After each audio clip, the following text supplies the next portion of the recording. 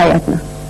وانا لما بشتغل كتير واجي اخد راحة بستمتع بيها، لكن لو انا ما بشتغلش مش هحس الفرق بين الراحة وبين العمل. لما باخد اجازة من ايه؟ من الشغل.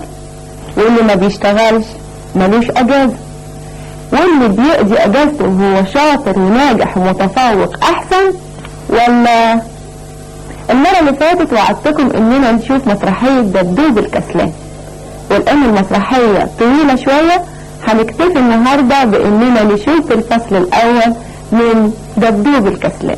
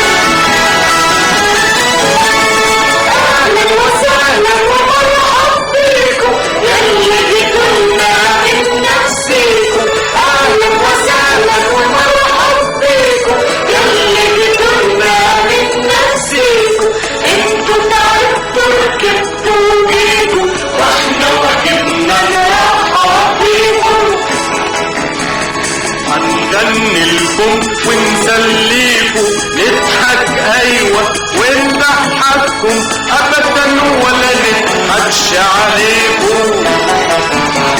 اصلا احنا بني ادمين يمكن اصحاب ولا قرايب، بعد شويه نكون جاهزين ونركب اودان وشوارب.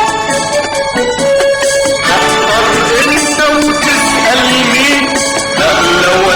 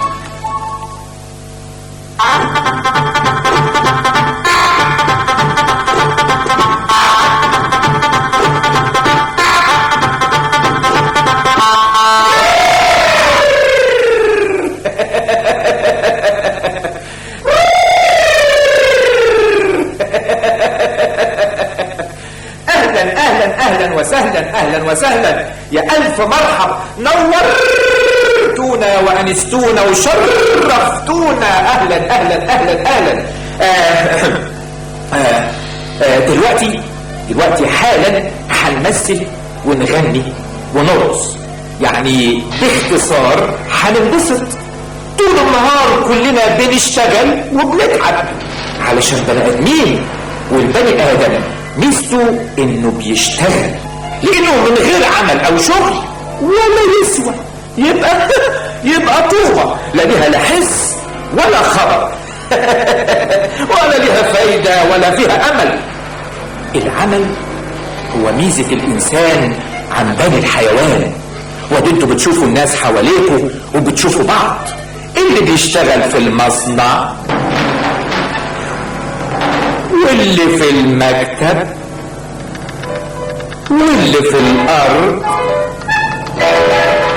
ده بينجد وده بيسمر وده بيجزر وده بيبني ويعمر وده بيدرس وده بيحسب وبيسطر وده بيقصقص وده بيعصر وده بيرصص وده بيعطر وده بيقرا وده بيقطر وده في الحجر بيكسر وده بيعزف وده بيصبر. واللي بيشتغل اكتر خليته بتكبر ويتبسط اكتر. والبني ادم لما تقدم علم الحيوان الشغل، الفيل يشيل والطور يدور والكلب يحرس والحصان يبر ويتمخطر. انتوا تكتر، لكن عمركم شفتوا حد طول النهار يهزر ويهنكر وطول الليل ينام ويشخر؟ طبعا مش ممكن. في حد يقدر يعيش من غير ما يشتغل؟ ها؟ في ايه قلت ايه؟ سمعني. فيه ها حد يقدر يعيش من غير ما يشتغل، سواء كان انسان او جمل؟ ها؟ في منكم حد بيقضي الوقت كله في هزار وكسل؟ ها؟ ما تردوا. في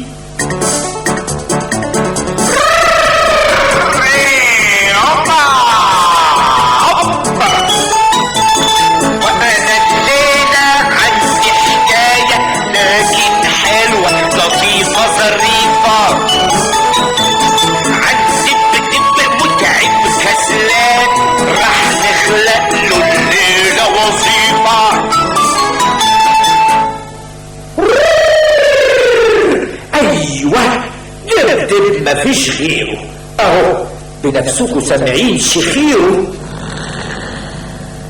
عايزكم تساعدوني عشان نغيره بدل ما نخسره. اول ما اشاور لكم عليه تقولوا ورايا حسب الاشاره: يا دبدوبه يا كسلان، الكسلان مالوش مكان. يا دبدوبه يا كسلان، الكسلان مالوش مكان.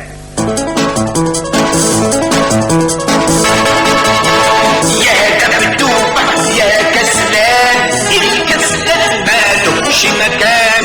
قولوا ورايا: يا دبدوبه يا كسلان، الكسلان مالوش مكان. يا دبدوبه يا كسلان، الكسلان مالوش مكان. يا دبدوبه يا كسلان، الكسلان مالوش مكان. يا دبدوبه يا كسلان، الكسلان مالوش مكان. يا دبدوبه يا كسلان، الكسلان مالوش مكان. يا دبدوبه يا كسلان، الكسلان مالوش مكان. يا دبدوبه يا كسلان، الكسلان مالوش مكان.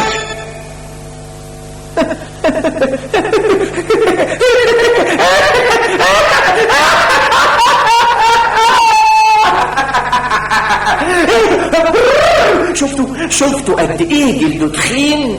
ما بيحسش من قلة الشغل. اصل الكسل يخلي المخ والجلد تخين. يا باي، ده انا كنت فاكره هينكسف على دمه منكم ويطلب منكم تساعدوه على الشغل. اتاريك كمان ما عندوش دم.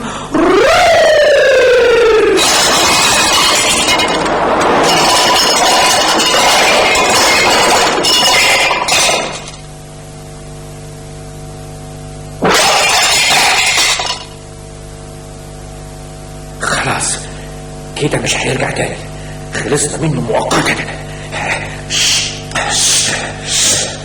نكمل احنا حكايتنا. سمعوش هنكمل القصة في كلمة ونص.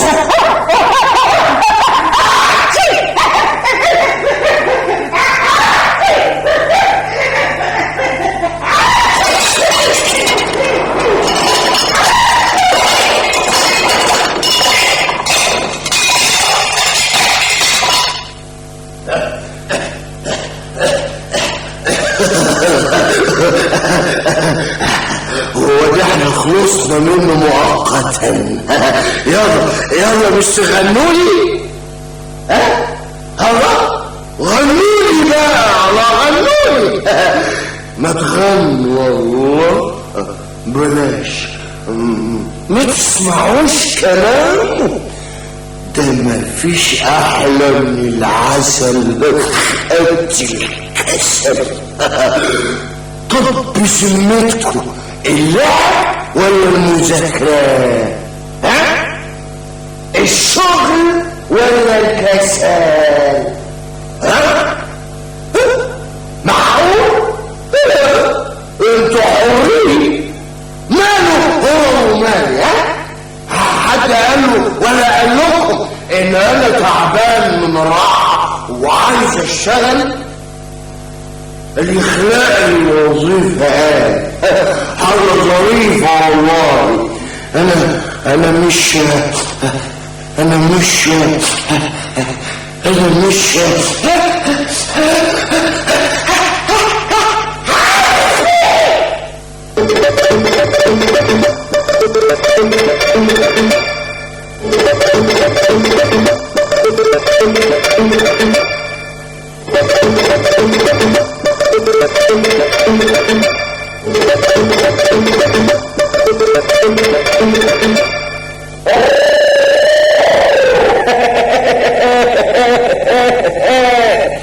وخلصنا منه مؤقتا. شفتوا؟ صدقتوا؟ ايه؟ احنا مالنا ازاي؟ احنا مش ممكن نسمح لواحد كبير زي كده يعيش عالة علينا. ويا ريت كده وبس، طايح رايح باطح فينا. لا لا لا لا لا لا، لازم نلزمه بشغلة تهده شوية وتعلمه المسؤولية شوية، بدل ما هو عمال يعربد ويهربد يمين وشمال. ولا ايه؟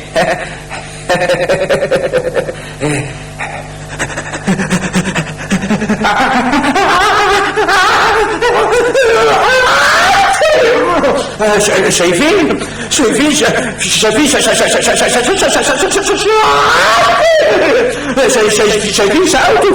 شقاوته عملت فين؟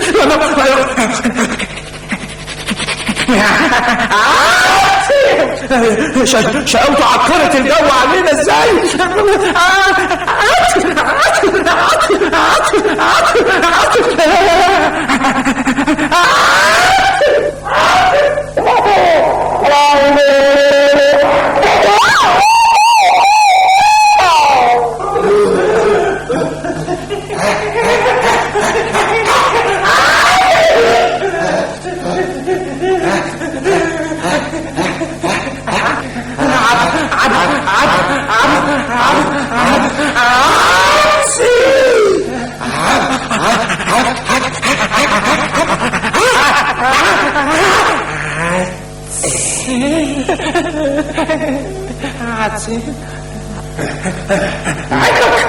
عاجبك كده؟ يعني انت اللي عاجبك؟ انا كنت بقدمك ليهم. انا مش عايز اتقدم. كنت بحكي عنك ليهم. انا مش عايز اتحكي. بطلب منهم يدوروا معايا على شغل ليك. مش عايز اشتغل يا اخي. عايزك تبقى بني ادم. ليه؟ انا دب وحلو قوي كده. اسمع الكلام. اسمع انت. ودني. ودني عايزها ليه؟ بقول لك ودني. واعمل ايه بودنك؟ يعني طوعني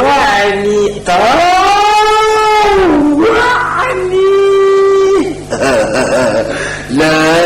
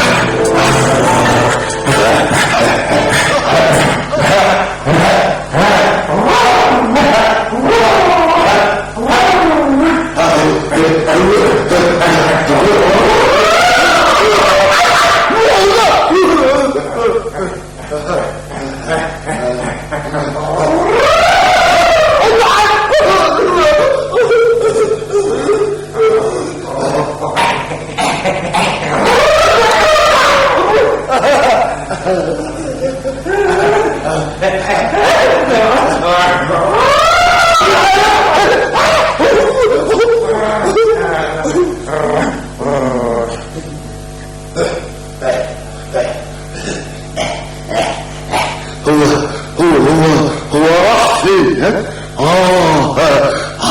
طبعا بهلوان عرجوز زي كل عرجوز بهلوان، يرص كلام على الفاضي، حكم ونصايح، وكأن عقل الدنيا في دماغه، مع ان دماغه كلها قطن وشاش وما فيهاش.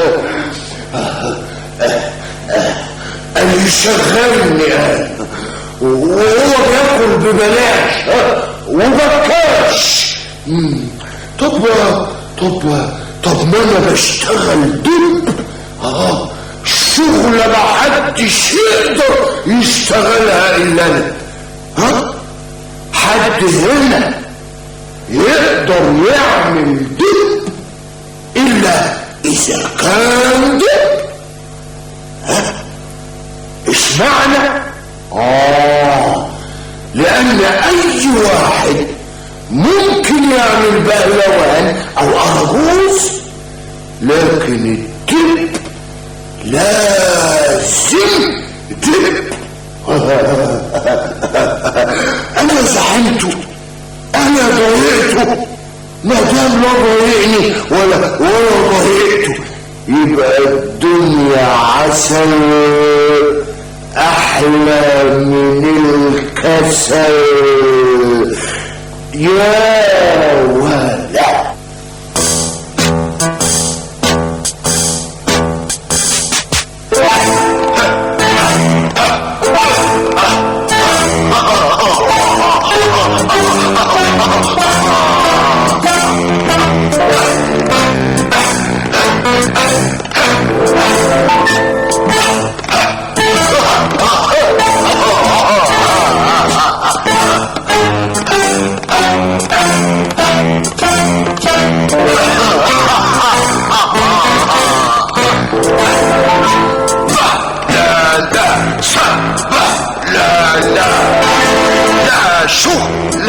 ولا مشغالة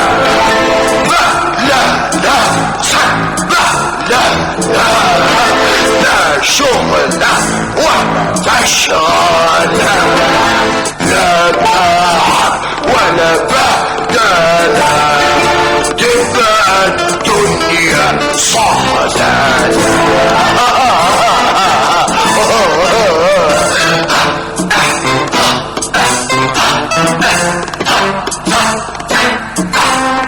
ودبدبة على كركبة،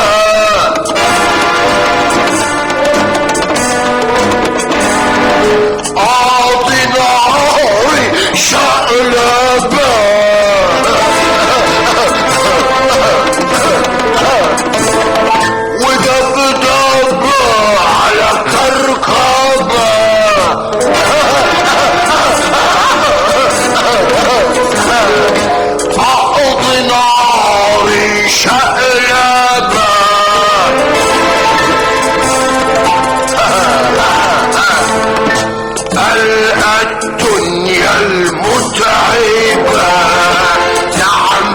زي المرتبة.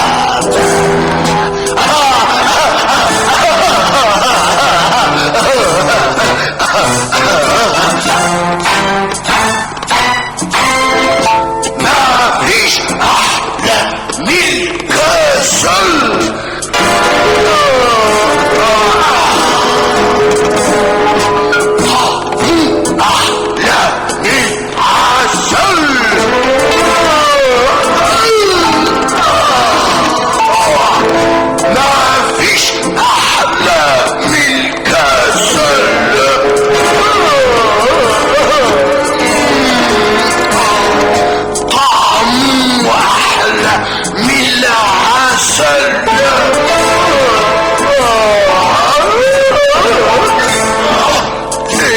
الواحد يشتغل عشقي وحبتي وشغلانة.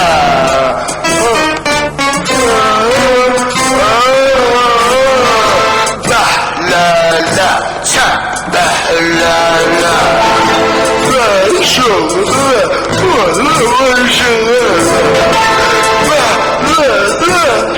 سبح لا شغل ولا مشغل.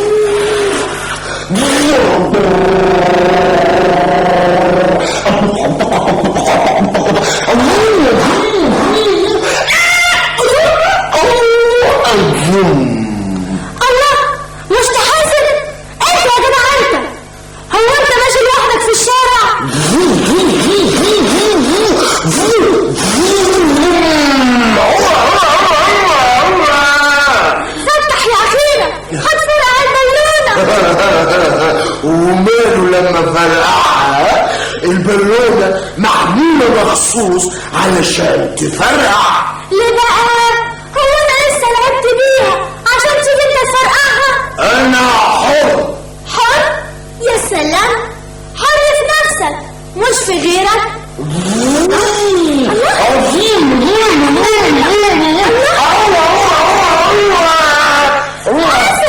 هتدوسني وتفرقع بلنتي على كيفي. هي عافية وبلطجة؟ عافية وبلطجة. طب روح شوف لك شغلانة تشغلك، وانت باين عليك بلطجي ومالكش شغلة. نعم. هو انت كمان هتقولي لي شغلة ايه؟ هتعمل لي فيها عربوس هي كمان ولا بهلوان؟ انت مالك بيا؟ مالك ومال؟ انت اللي مالك ومال بلونتي. وليه ما تكون اكونش بلونتي انا. بلونتك؟ ليه؟ انا شايلها بمصروفي.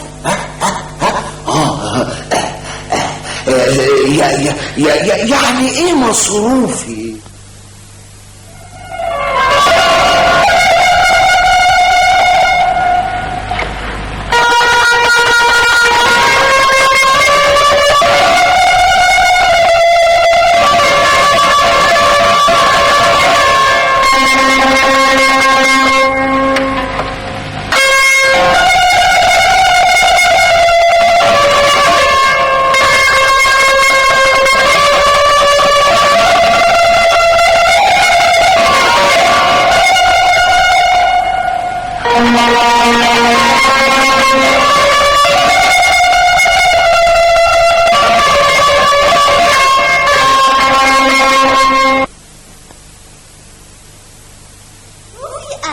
ايوه مصروفي. يعني ايه ده؟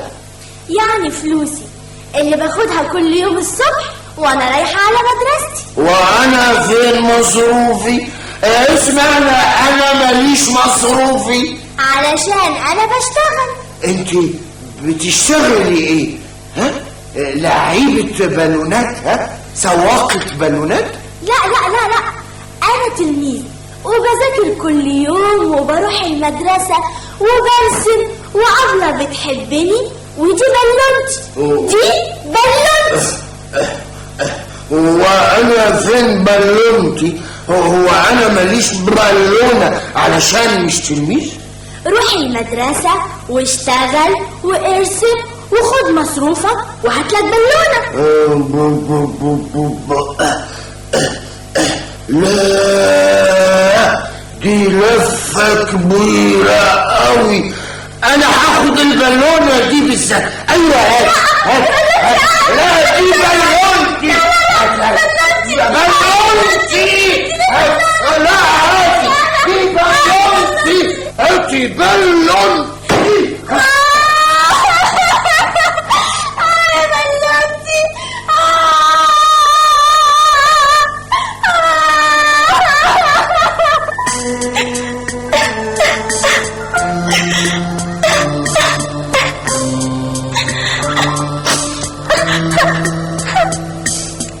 يا عيني يا بلونتي، قصدي اللي كنتي بلونتي وفرقعتي. يا ما كنتي حلوة ومعايا يا بلعتي.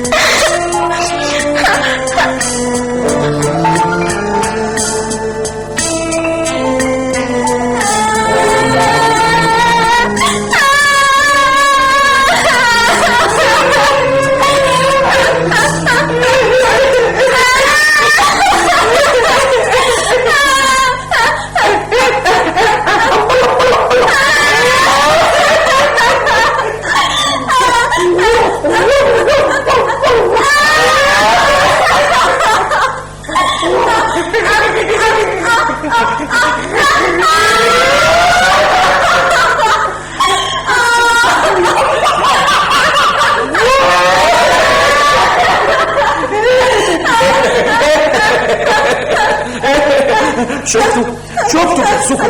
احكموا بقى نعمل فيه ايه؟ ها؟ نعمل ايه مع الدب ده؟ لا شغله ولا مشغله ونازل عفرطه وبهدله في الكبير والصغير. بس يا بنتي.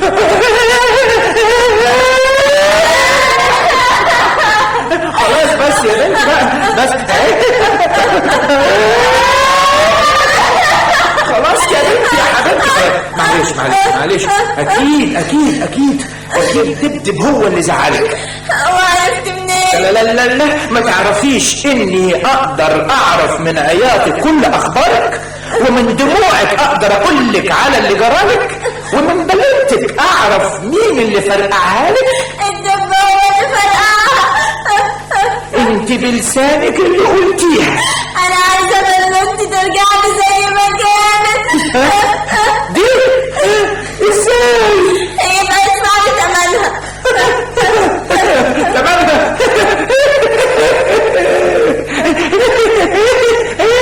لا ده مفلس ومغلس وما فيهوش فايده. في البلانه؟ لا في الدب ما ينفعش. وانا مالي بيه؟ هو انا خلاص بيه؟ اعمل لك زقازيق صغيره من الدب؟ لا البالونه قصدي من ده. مش هينفع. لا لا لا لا هو الحقيقه ممكن ينفع، ده هو كويس بس قلت لك مش هينفع. لا لا لا لا لا لو اشتغل ممكن ينفع ويبقى كويس. محاولة بسيطة ينفع. انا قلت مش هينفع. لا هينفع قوي. ايه رأيك بقى؟ انا جربتها قبل كده ونفعت. وبقى زقازيق صغيرة؟ مين؟ البلانة طبعا. يا بنتي انا قصدي على الدب. هو الدب هينفع؟ زقازيق صغيرة ده جامد قوي ومش هيفرقعه ده. يا بنتي مش قصدي. ثم ان الدب لسه ما فرقعش، البالونة هي اللي فرقعت. بلونتي، انا عايزة بلونتي، هاتولي بلونتي. بلونتي،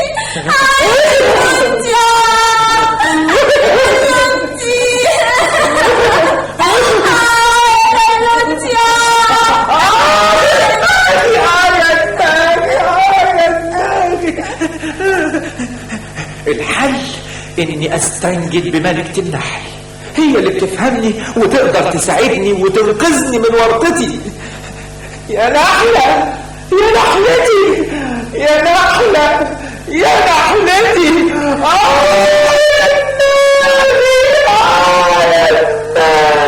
مالها؟ فرقعت؟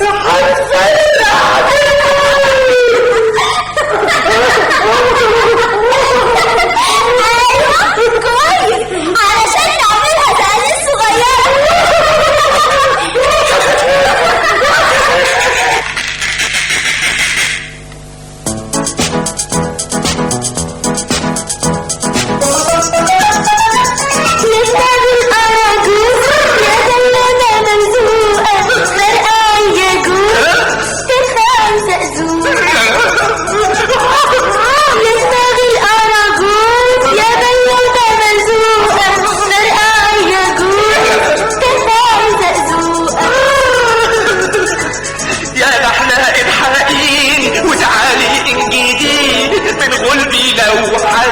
بالقوي تقرصيني، يمكن يا صديقتي بالقرص تداويني، يمكن يا صديقتي بالقرص تداويني. طب ولو قرصتني انا مالي؟ انت صاحبها، اما اجي انا بقى وكفايه خسرت البالونه.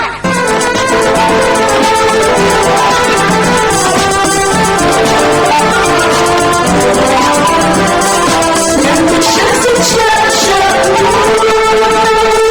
نطلع من الصبحية نجري على البساتين كل صغيرها بتستنانا بتفتح لما بتسمعنا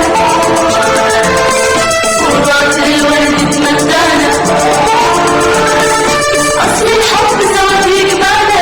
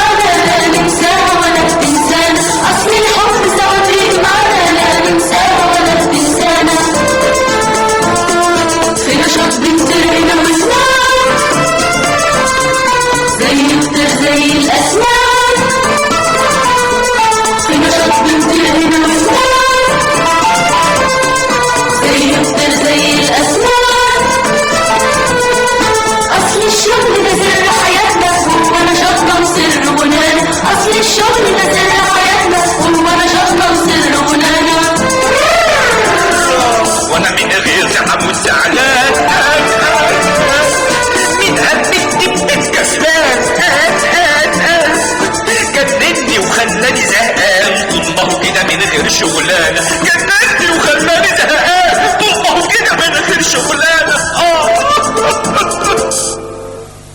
مالك يا زوزو؟ ما تضايقنيش، انا زهقت مش قادر استحمل.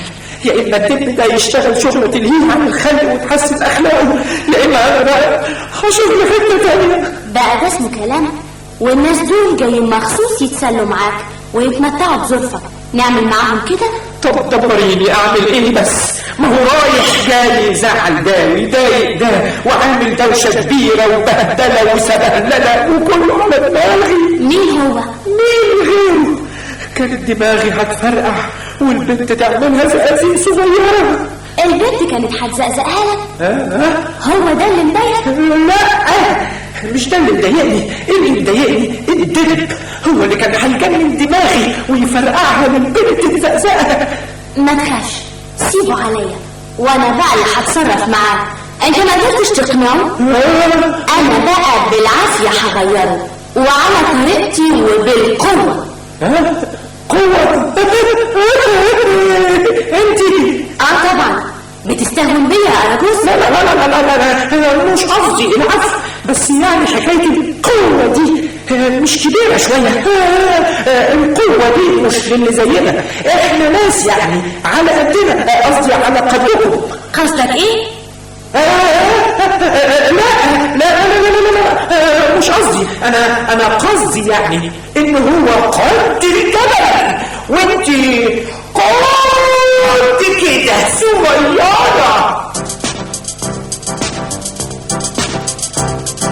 ما تقولش صغير وكبير ما دمت تدبر تدبير، ما تقولش صغير وكبير ما دمت تدبر تدبير، وما دمت تفكر انت اللي عشت بدون تفكير عمرك ما هتقدر، لا راح تمشي ولا حتى وهتفضل تصغر لحد ما تخطف العصافير ترتونك الاحمر، لحد ما تخطف العصافير ترتونك الاحمر، لحد ما تخطف العصافير ترتونك الاحمر.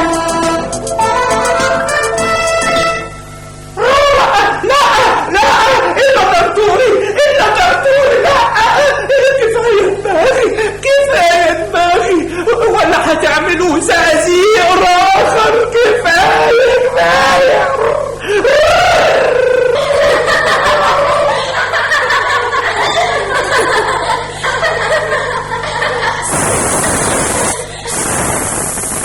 يلا بينا اهو، استعد صاحبك جه وهتشوف النحل هيعمل ايه. خلاص هو راجع تعبان ونفسه ينام، لكن قول عليه السلام.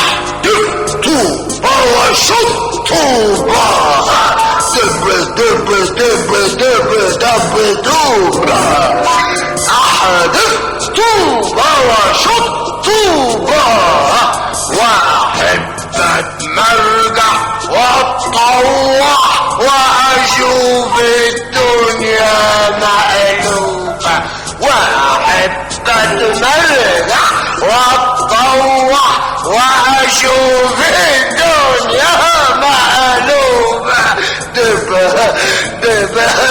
دبا ديب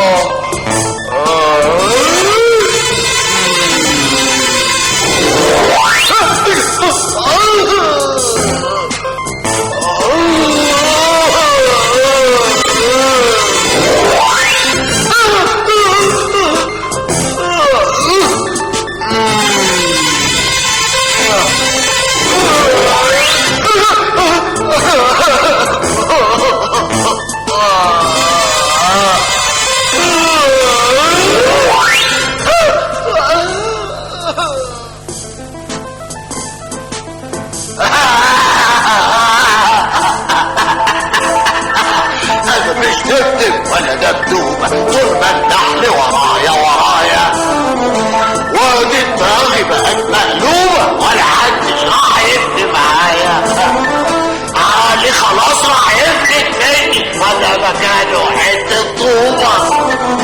نفسي اخليها نملي شوية لو حتة قد الخروبة.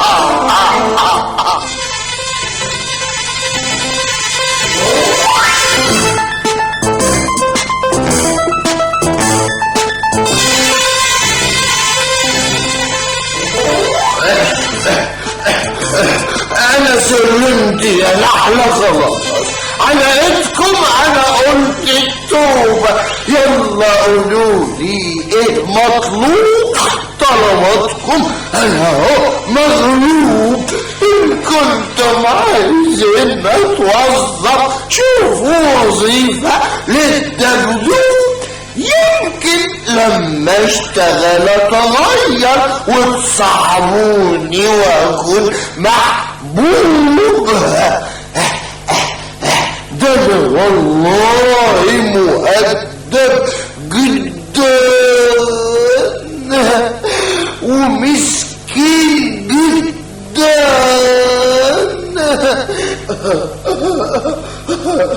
ده انا والله حبوب جدا.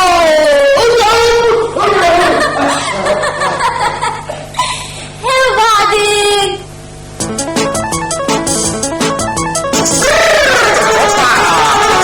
خلاني شغلا شغال وبالعمل راح نشغله. خلاني شغلا شغال وبالعمل راح نشغله. اصل العمل هيبدله اجيب وراح يصبح سعيد. هنسيبه يرجع حضرته بعدين هنعرف اخرته ما دام عرفنا اوله. وشغلنا شغلا شغاله وقولولنا قبل ما تسألوا. وشغلنا شغلا شغاله وقولولنا قبل ما تسألوا. ايه اللي وياه نعمله، ايه اللي وياه نعمله.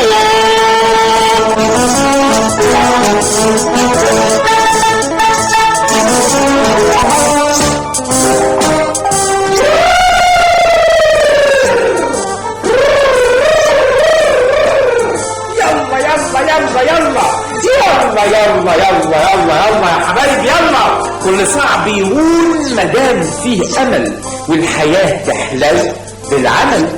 ودبدب بعد الكسل لقى فرصه واشتغل، لكن بدل الشغله لقى ألف شغله وشغله. السهله صعبه والصعبه سهله، لكن مفيش فايده.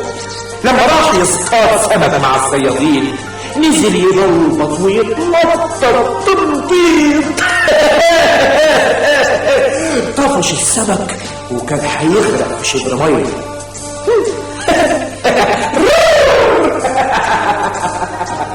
ولما راح يزرع قمح ويا الفلاحين فضل يلخبط ويستهبط لحد ما اتغرس لحد دهنة الطين ودهوس الخيار على البامية.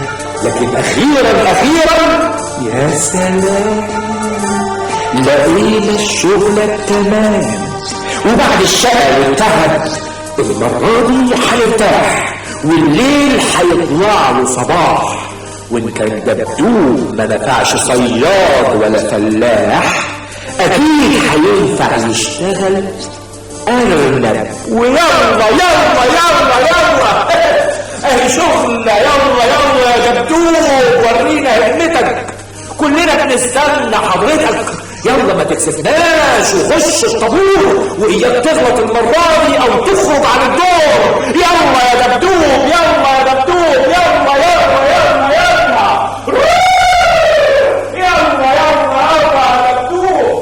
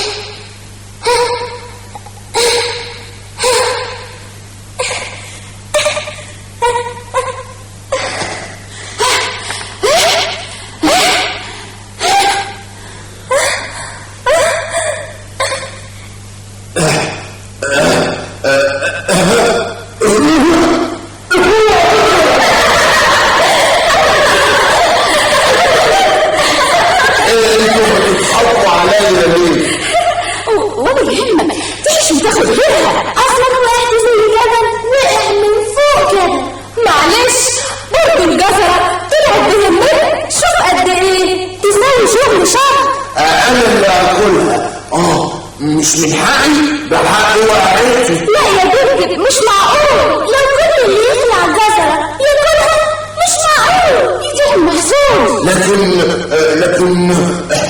لكن الجزرة دي وقعتني وانا لازم انتقم منها باسناني. معلش احنا اسفين بالنيابة عنها. ابدا، ولا بالنيابة ولا بالبوليس، مفيش غير اني اكلها. احنا مش بنشتغل عشان ناكل، انتوا اللي قلتوا. قلنا لكن ما كانش انا اشتغلت، عايز اكل بقى. هو انت لسه اشتغلت بجزرة؟ امال وقعت، الوقوع ده مش شغل. احنا اتفقنا تاخد اجرتك ونصيبك لما توصل الجزر كله للبيت بعد ما تخلص. بتضحكوا عليا بقى. طيب انا اللي غلطان، لكن حاضر. يا جماعة بسرعة قبل ما تنطر، لسه ورانا شغل كتير، عايزين نخلص بسرعة. ايوه بسرعة، اجمعوا بسرعة. وابقوا قابلوني.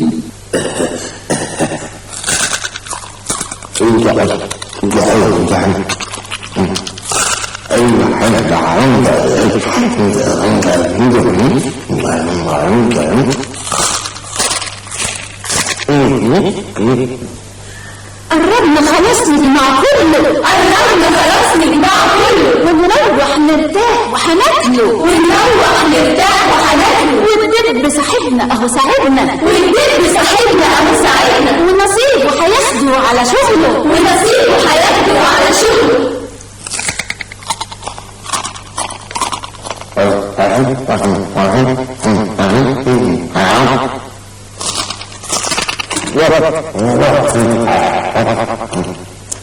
يلا يا بنتي بينا، دي كانت اخر واحدة.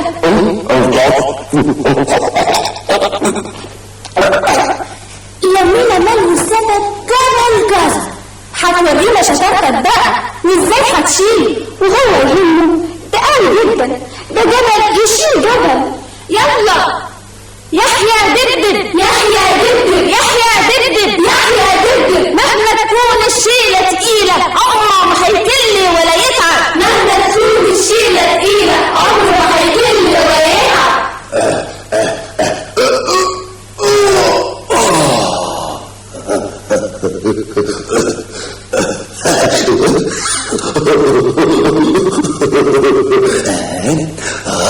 يحيى دبل عمره ما هيكل ولا يتعب.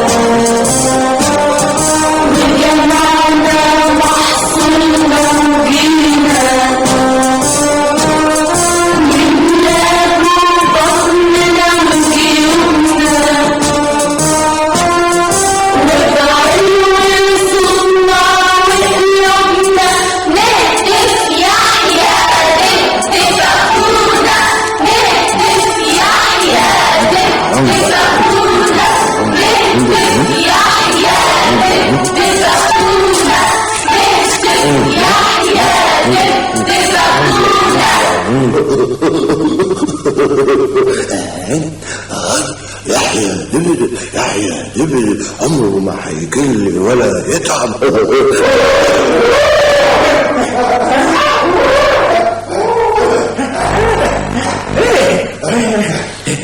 هو انت مفيش فايدة فيك؟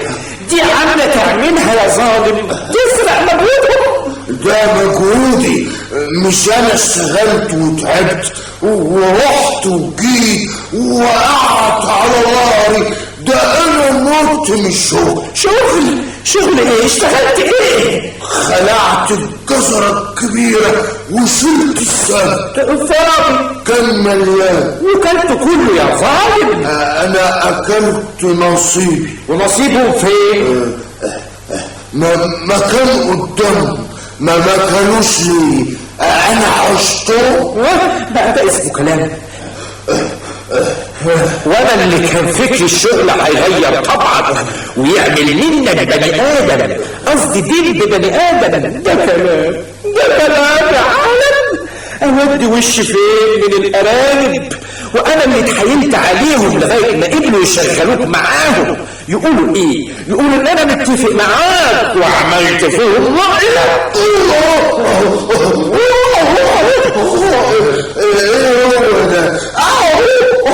بس بقى يا مفجوع يا رب تجوع. قولوا ورايا يا مفجوع يا رب تجوع. لا ما تقولوش يا مفجوع يا رب تجوع. لا ما تقولوش يا مفجوع يا رب تجوع. يا مفجوع يا رب تجوع. اعمل ايه بس؟ الجزر كان حلو وطعمه لذيذ. يا ظالم مفيش فايدة فيك. انا رايح اجيب لك العلاج اللي يأهلك. هندهلك النحلة وهي اللي تعرف تتفاهم معاه. بلاش، انا مش رحت واشتغلت، اعمل ايه بس؟ والله انا نفسي اشتغل جدا وابقى كويس جدا يا ناس دلوني. طب اعمل ايه؟ انا ضعيف قدام الاكل. معلش استحملوني وقولولي دلوني على شغلة او طريقة تساعدني.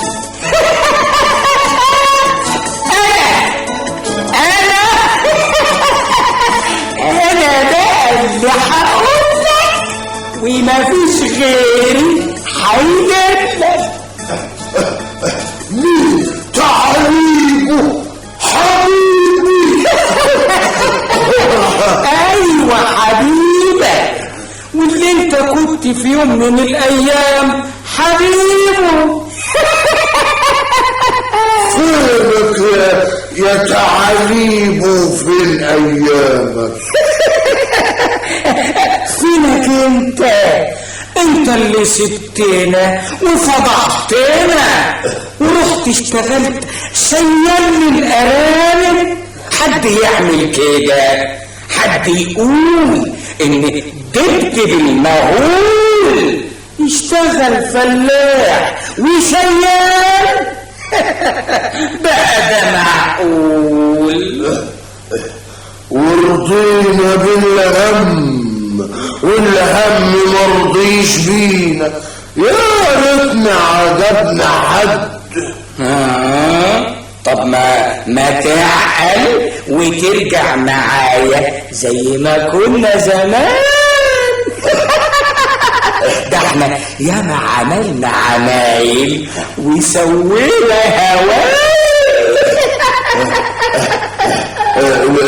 لا يا عم، انا اديت كلمة اني ادور على شغلة شريفة والناس يزعلوا مني ويأنبوني ومش هيرضوا لو رجعت في كلمتي يصاحبوني ويزعلوا. تحب ترقص؟ أوي شغل طبعا.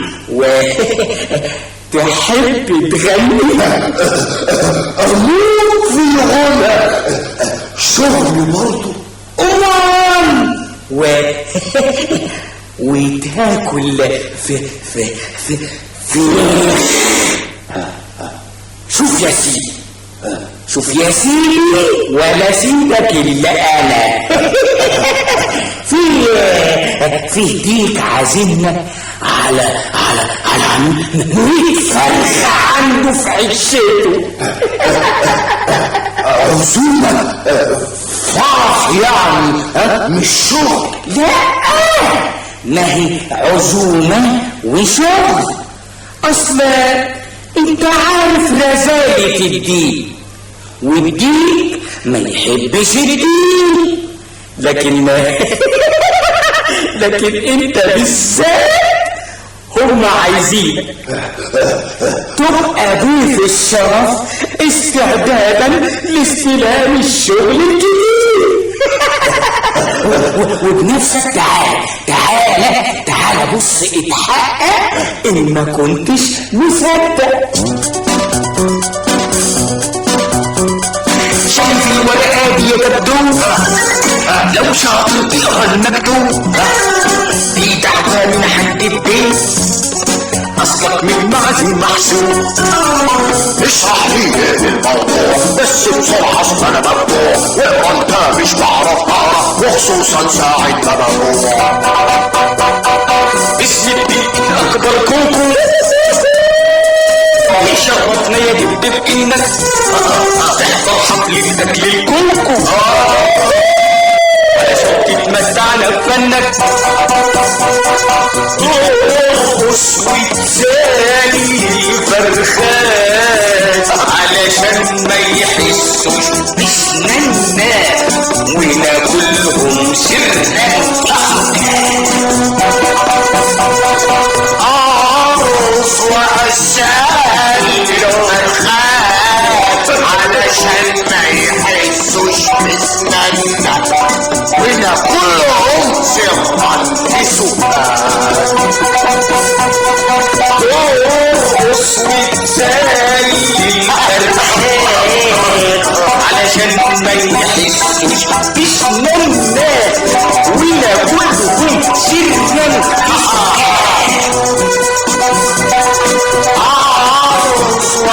سكان. علشان ما يحسوا بسنانا وناكلهم سرا في سكان. بقى ده مكتوب؟ بقى ده معقول؟ انت مش مصدقني، بتخوني. لا مش قصدي، يعني انا قصدي خد وتحقق انت بنفسك. ده الموضوع مستعجل جدا، مش عايز انت تتلقلق. والمطلوب قدامك يا حبيبي مكتوب. تقف هنا على الباب الخلفي، ترقص وتغني وتزمر، وانا هدخل بشويش متخفي وما تدخلش اللي هيتأخر. بس كده دي شغلة بسيطة. واما هتسمع مني اشارة على طول تبدأ تعمل زيطة، وان جه حد يخش الحارة تمنعه زي الباب والحيطة. واما تخلص هاخد اجرتي انت امال. تيجي ورايا وتاخد نصيبك من تعاليبه اللي عمره حبيبك وانت حبيبه. واخيرا شغلة سهلة وهتبسط الأراجوز ولا تتعبنيش. اما اروح اجهز نفسي بقى والبس هدوم الاحتفالات. بس يلا بسرعة، وانا هشوف لك السكة خالية ولا لا. خالية؟ هو انت خايف من حاجة؟ هو احنا مش معزومين يا عبيد؟ لا قصدي علشان ناكل ونروح قبل ما حد يجي. المهم ان احنا نلحق الهبرة الاولانية وما يشاركناش حد. يلا بسرعة.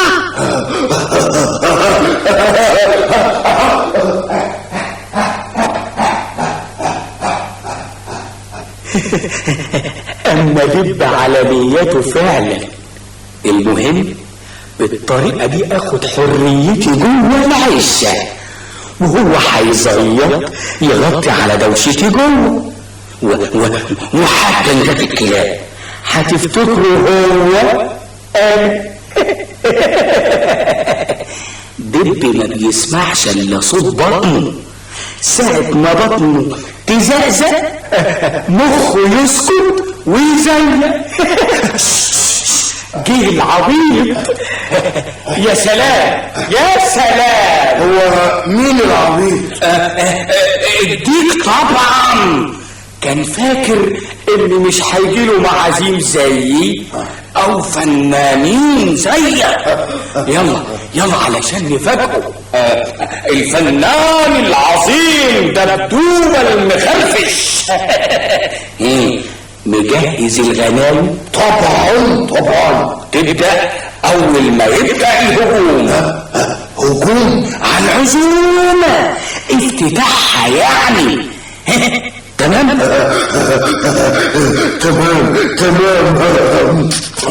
بس ابقى جنب لي كوزين حمام اسلك زوري في الاول علشان اقدر اغني الغنى هو.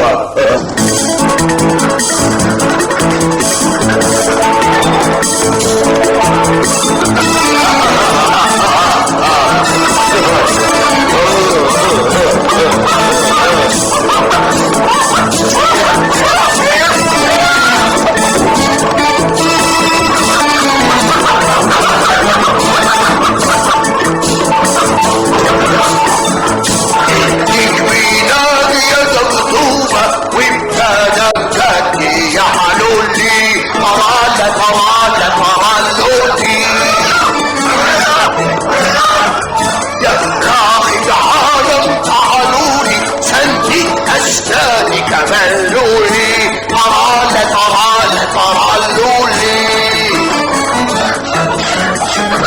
واشتقت لي يا تعليمه ولا تعالى خدها يلا والحارس بالفن تجلى مستني تطلع بنصيبه تعلمه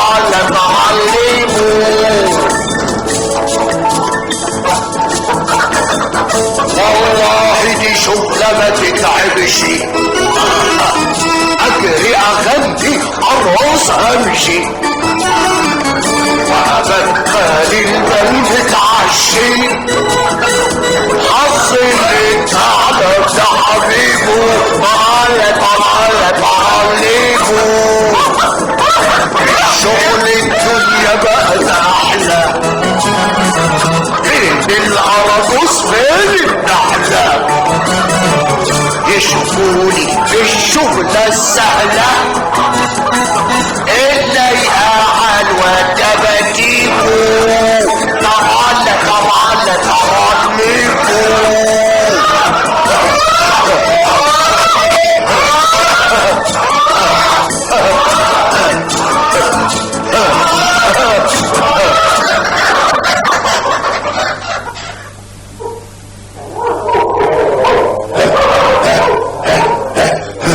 وادي الكلاب وصلت والله والشغل هيحلو وهنلاقي زباين نفرجهم مفيش حد هيدخل الا معاه بطاقة الدعوة الصوبة دول مش هممهم استنى عندك انت وهو الدخول المدعوين بس العزومة للي معاه تذكرة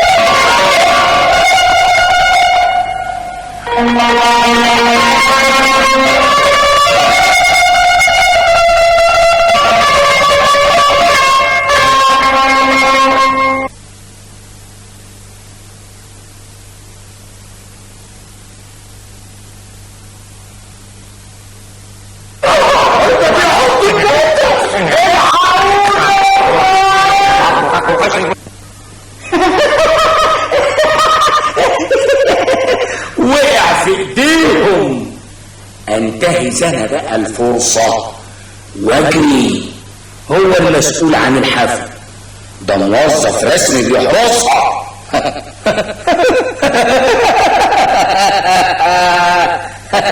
الدب ده استاذ الغفلة والمغفلين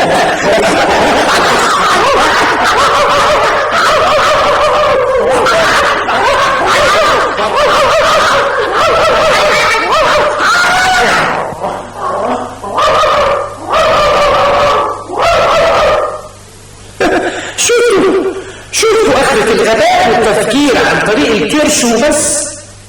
حد في الدنيا يصدق ان الديك يعمل حفلة للثعلب عشان ياكل فراخه؟ الا اذا كان ديك مغفل. وحد يصدق الثعلب يا دبدوب؟ لكن هنعمل ايه؟ مش هو اللي قال انه بيشوف الدنيا بالمقلوب؟ خلاص انا غول الحمار معاك خلاص.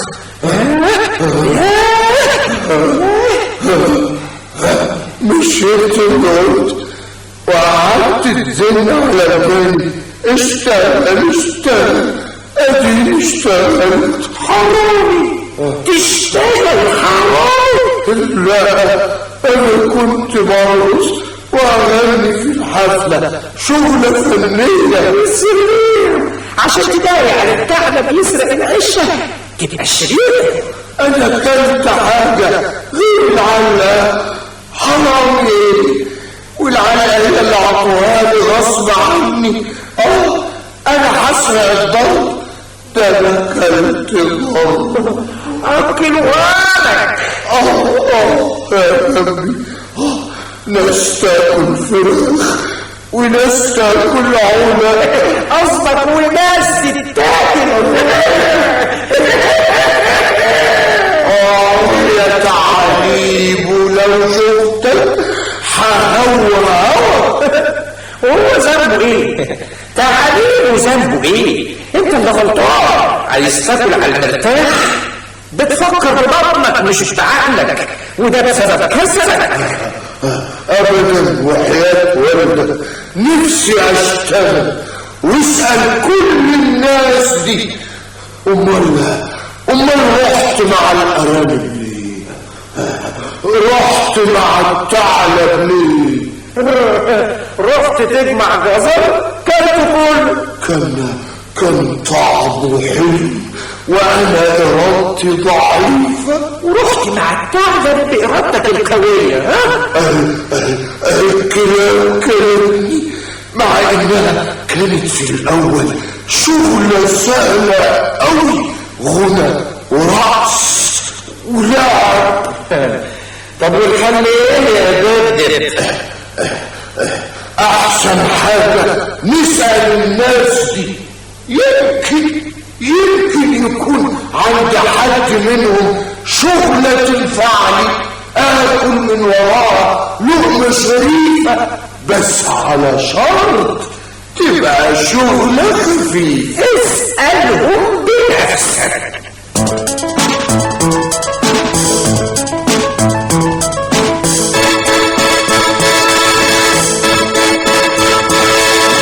يا ولاد الحلال تبقى الطيب، كان سالم وعاد من زمن قريب.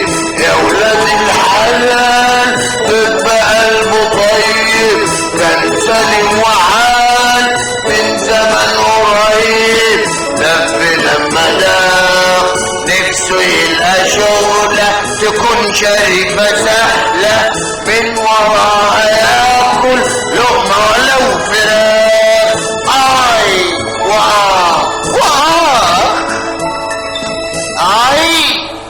قوم يا دب قوم هتبقى عال. قوم وشد حيلك وارقص للعيال. قوم يا دب قوم هتبقى عال. قوم وشد حيلك وارقص للعيال.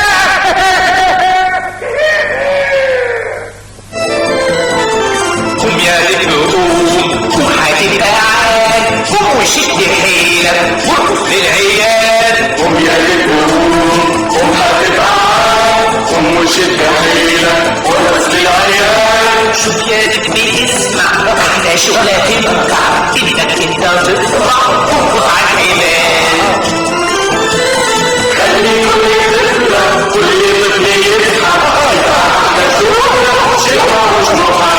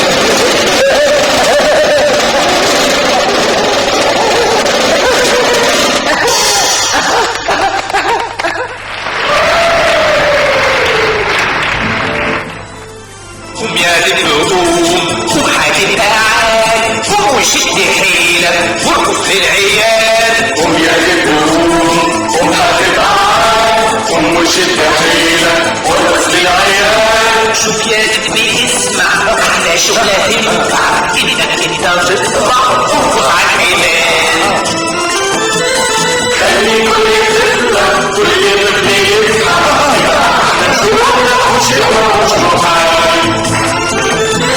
لما صباحك تشتغل وتشقى يرجع لك شبابك والحقيقة تبقى قرب الحياة لما صباحك اشتغل وتشقى يرجع لك شبابك والحقيقة تبقى قرب الحياة